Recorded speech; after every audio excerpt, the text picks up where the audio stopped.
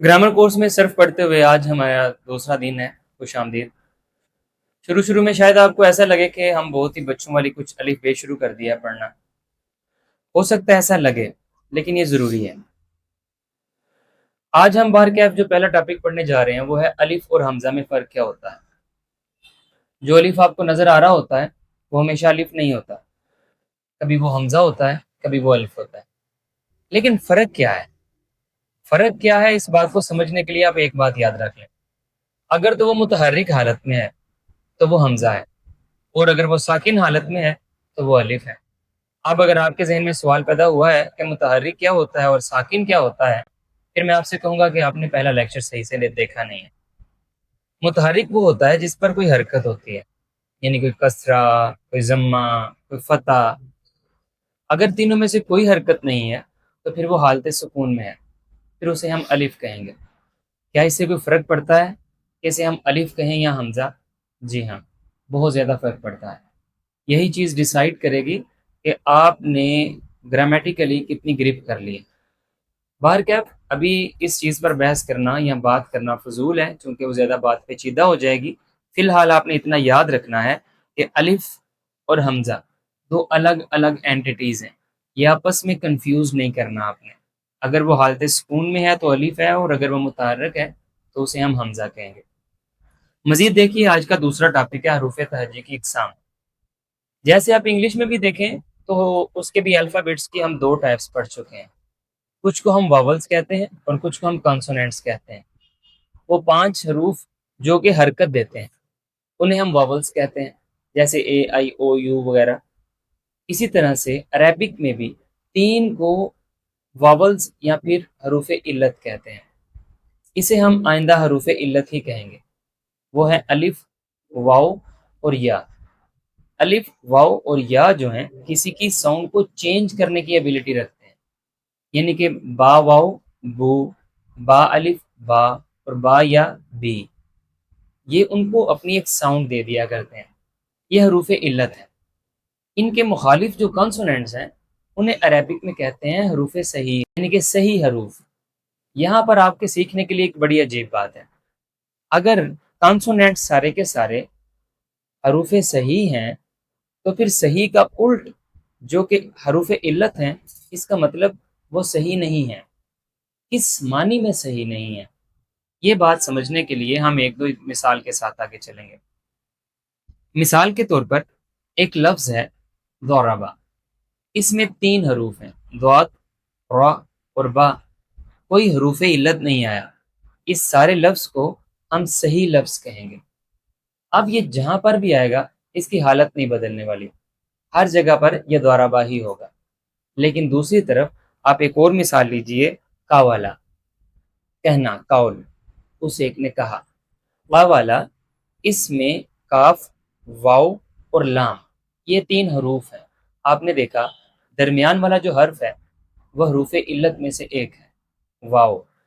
अब जब हम इसे पढ़ते हैं कावाला को, आमतौर पर वाव नज़र नहीं आता, ये अपनी असली हालत बदल देता है। इसकी जगह पर सब्स्टिट्यूट आ जाता है अलिफ। आपने कुरानुल हकीम में बहुत मरतबा पढ़ा होगा क़ाला, काफ, अलिफ और लाम, जबकि इसके जो हरूफ मादा हैं वो तो काफ, वाव और लाम थे, काउल। लेकिन जब इसे हमने सीगा बनाया माजी का, तो वो वाव की जगह पर अलिफ आ गया। वो कावाला की बजाय काला बन गया। क़ाल अल्लाहु ताला, अल्लाह ने कहा। क़ाला, ये जो अलिफ है ये वाव का सब्स्टिट्यूट है। आपने देखा जो हरूफ इल्लत होते हैं वो अपनी जगह पर सालिम नहीं होते। यही वजह है कि वो गैर सही होते हैं, या फिर उनकी अथॉरिटी पूरी नहीं होती, वो अपनी जगह पर हमेशा कायम नहीं रहते। दौराबा में रा की जगह पर कोई नहीं आ सकता, लेकिन काबला में वाव की जगह पर अलिफ आ गया और वो बन गया क़ाला। अगर आपको ये मिसाल समझ आ गई है तो एक दूसरी मिसाल लीजिए, बया। बैउन, बै करना, कुछ लेना देना, खरीदो फरोख्त करना। बाया, ये बाया या है दरमियान में। ये या भी आप जानते हैं हरफ इल्लत है, तो ये भी गैर सही हरफ है। जब इससे भी हम कोई सीगा बनाएंगे माजी का, वो बनेगा बा। یہ یا جو ہے الف سے بدل گیا۔ یہاں پر ایک بڑی خوبصورت بات ہے، یہ جو حروف علت ہیں یہ جب کسی سے بدل جایا کرتے ہیں، عام طور پر آپ نے دیکھا الف کے ساتھ بدلے ہیں۔ ایک عجیب بات بتاؤں، واو الف کے ساتھ بدل گیا، یا الف کے ساتھ بدل گیا، الف کسی کے ساتھ نہیں بدلے گا، کیونکہ جو بدل کے آئے ہیں وہ الف میں آئے ہیں، الف بدل کر کسی میں نہیں جائے گا۔ یہاں پر ایک آپ کے لیے ایکسٹرا نوٹ ہو گیا کہ الف کا استعمال کیا ہوتا ہے۔ الف ایکچولی سبسٹیوٹ ہوتا ہے، کسی حرف علت کے بدلاؤ کے بعد جو آتا ہے اس کی بدلی ہوئی جگہ پر آتا ہے تاکہ اس کے پڑھنے میں آسانی فراہم ہو جائے۔ اب اگر آپ کو یہ بات سمجھ آ گئی ہے تو آپ کو الف اور حمزہ میں معنوی فرق بھی سمجھ آ گیا ہوگا۔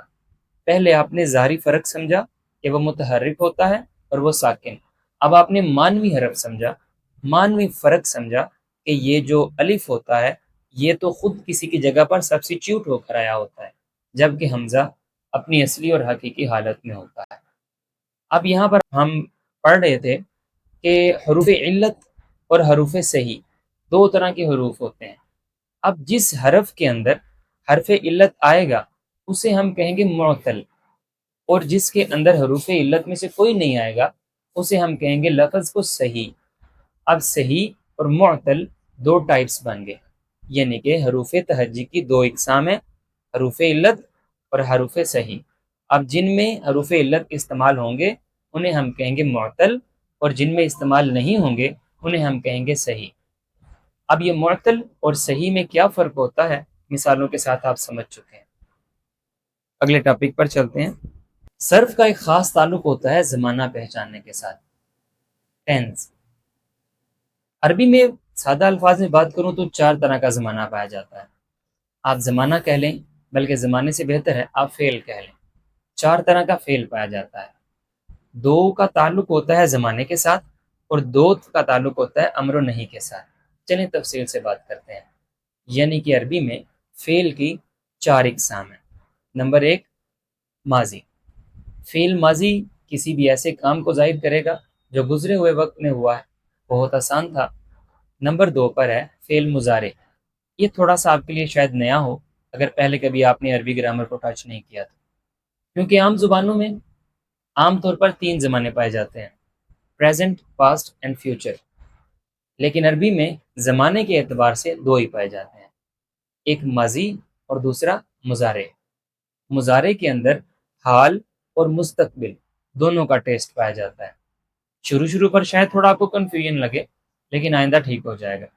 باہر کیا فعل کی دو اقسام ہم پڑھ چکے، پہلے نمبر پر ماضی اور دوسرے نمبر پر مضارع۔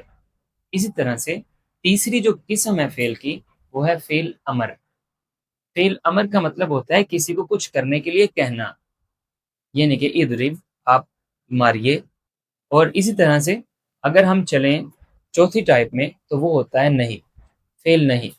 فعل نہیں میں کسی کو کچھ کرنے سے منع کیا جاتا ہے، یعنی کہ لا تضرب، تو نہ مار۔ یہاں پر اب ہم پڑھ چکے ہیں فعل کی چار اقسام ہوتی ہیں، ماضی اور مضارع، یہ دونوں زمانے کے ساتھ تعلق رکھتی ہیں۔ نمبر دو باقی جو ٹائپس ہیں وہ امر اور نہیں، یہ دونوں کرنے یا روکنے کے ساتھ تعلق رکھتے ہیں۔ یہ جو ماضی اور مضارع ہیں ان کی آگے بھی دو ٹائپس ہوتی ہیں، اس کو آپ اثبات اور نفی کہہ سکتے ہیں۔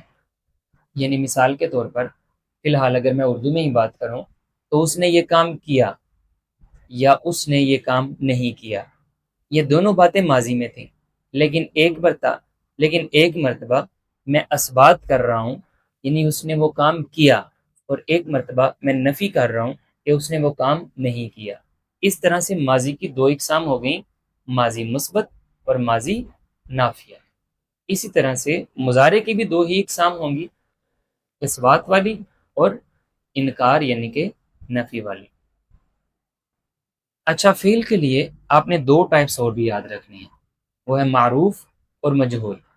آپ نے انگلش میں سے ایکٹیو اور پیسیو وائس کے نام سے پڑھ رکھا ہے، یعنی اگر کہیں پر فاعل موجود ہے، کرنے والا، سبجیکٹ موجود ہے تو وہاں پر ہم کہیں گے یہ فعل معروف ہے، اور کہیں پر اگر فاعل موجود نہیں ہے تو ہم کہیں گے کہ یہاں پر سبجیکٹ یعنی فاعل کے بارے میں جہالت پائی جاتی ہے، یعنی کہ یہ فعل مجہول ہے۔ مثال کے طور پر اسلم نے اکبر کو مارا، اسلم نے اکبر کو قتل کیا۔ یہاں پر قتل کس نے کیا یہ پتہ چل رہا ہے۔ اب ایک اور بات، اکبر قتل کیا گیا یا اکبر کو مارا گیا، یہاں پر فعل تو ہے کہ وہ قتل ہوا ہے یا اسے مار پڑی ہے، لیکن کرنے والا کون ہے وہ پتہ نہیں ہے۔ جہاں پر کرنے والے کا نہ پتہ ہو اسے فعل مجہول کہتے ہیں، اور جہاں پر کرنے والے کا پتہ ہو اسے فعل معروف کہتے ہیں۔ یہ تمام اصلاحات آپ نے یاد کرنے کے ساتھ ساتھ لکھنی بھی ہیں، ان کی خوب اچھی طرح سے پریکٹس کیجیے تاکہ آگے چل کر آپ کو مشکل کا سامنا نہ کرنا پڑے۔